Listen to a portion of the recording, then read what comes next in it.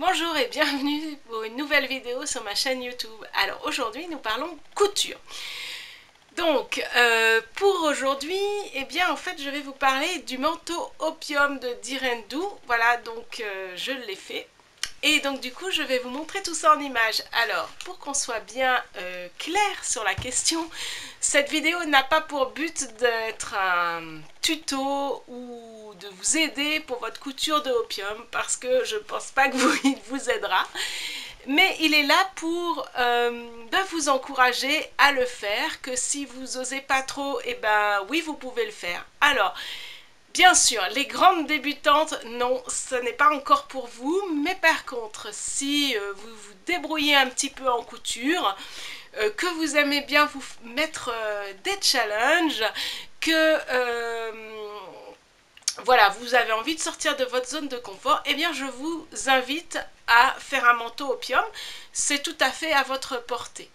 Alors au niveau des, comment ça s'appelle, des points techniques, donc le gros deux points techniques énormes, c'est les poches passe-poilées et le col. Voilà, c'est deux points techniques qui sont assez importants, mais en y allant tranquillement, il est tout à fait possible. Moi personnellement, si vous voulez un tuto, je me suis beaucoup servi du tuto de couture et paillettes opium qu'elle a fait en 4 petites vidéos ou 5 petites vidéos où elle a toutes les étapes et elle montre très très bien. Donc avec ses explications, avec les explications de l'instruction de opium, il y a tout à fait des possibilités de le faire.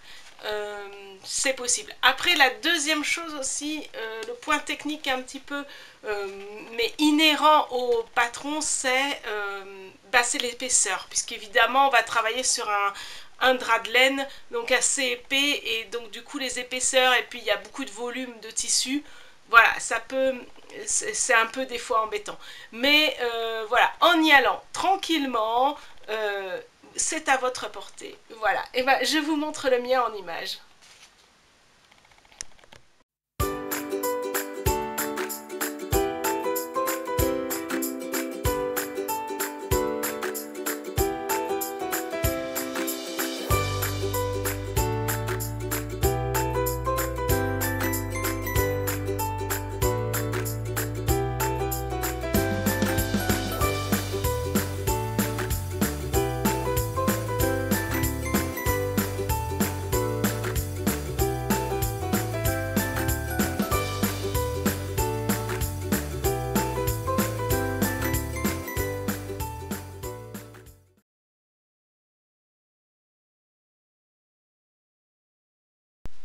Alors, c'est parti pour faire le manteau, donc opium de Direndou. Donc voilà le manteau opium de Direndou. Du coup, pour ce faire, eh bien, j'ai acheté donc une doublure.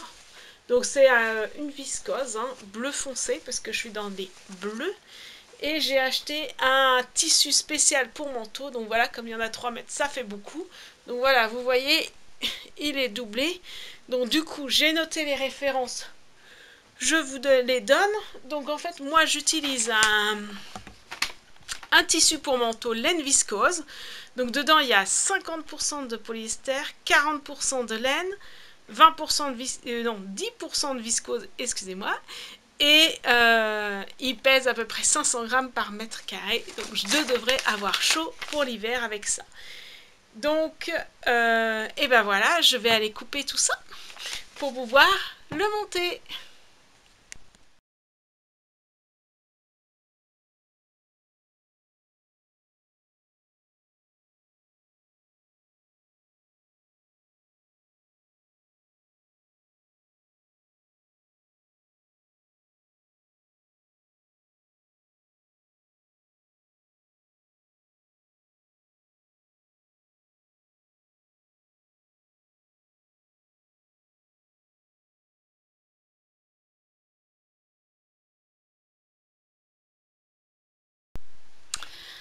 Alors voilà, j'ai coupé mon manteau, j'ai coupé la doublure et j'ai coupé le thermocollant. Donc pour le thermocollant, donc en fait il ne faut pas entoiler entièrement le manteau, c'est vraiment à certains endroits, donc en bas des...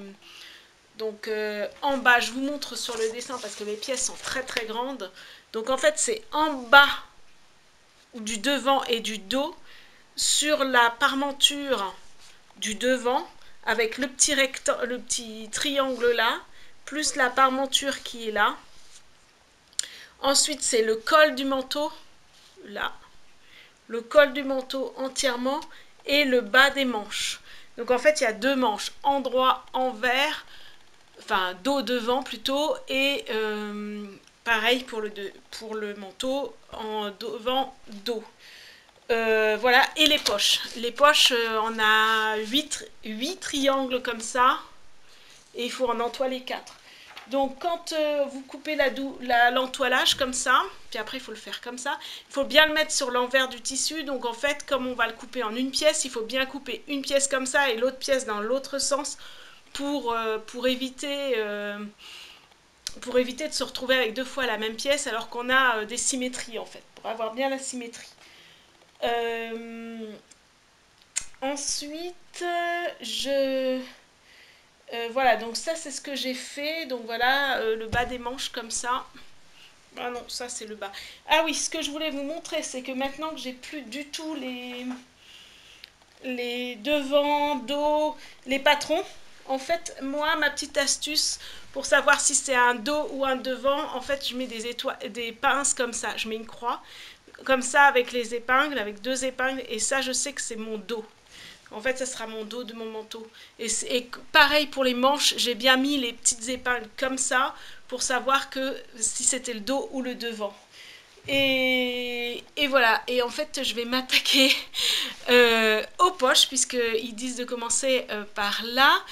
Je ne vais pas vous faire un tuto complet pour monter Opium de Direndou, mais par contre vous pouvez en trouver un. Je crois que c'est Couture et Paillettes qui en fait un très bien en 5 exemples, enfin dans une série de 5 vidéos où elle met toutes les étapes pour monter Opium. Voilà, moi-même je m'en sers un petit peu parce que c'est vrai que c'est quand même un gros challenge de monter un manteau. Voilà, et ben on y va pour la suite. Et voilà le côté gauche, la passe poilée du côté gauche. Je viens de terminer. Bon, alors là, je vous conseille très vivement, si vous n'avez jamais fait de poche passe-poilée, d'aller voir Couture et Paillettes. Elle explique très bien. C'est moi, j'ai suivi son tuto parce que c'est ma première poche passe-poilée. Et ben voilà, je suis quand même contente. Pas si facile que ça à faire, mais ça rend bien. Attention, pour moi, en tout cas, il y avait des épaisseurs et la machine n'était pas trop contente. Voilà. Alors, il va falloir faire l'autre poche. Et voilà mon manteau. Donc du coup, j'ai fait maintenant les manches. Donc les entoilages à l'intérieur. Et donc maintenant, je vais m'attaquer au col. Ah oui, et mes deux poches passe-poilées. Une poche passe-poilée et deux poches passe-poilée. Voilà. Donc maintenant, je vais m'attaquer au col. Alors voilà, on va passer à la dernière étape puisque j'ai fait ma doublure. Voilà, ma doublure avec les deux manches. Voilà, et du coup, il y aura le pli de la doublure qui se trouve là. Voilà, le pli de la doublure se trouve là. Donc les deux manches. Et puis, voilà le manteau. Donc, voilà. Donc, pour que ça tienne bien, j'ai fait là un petit point à la main. Je crois que ça s'appelle un glaçage. Voilà, donc j'ai fait un petit point à la main, en haut, en bas, sur les manches. Et donc maintenant, il va falloir assembler ce manteau avec la doublure.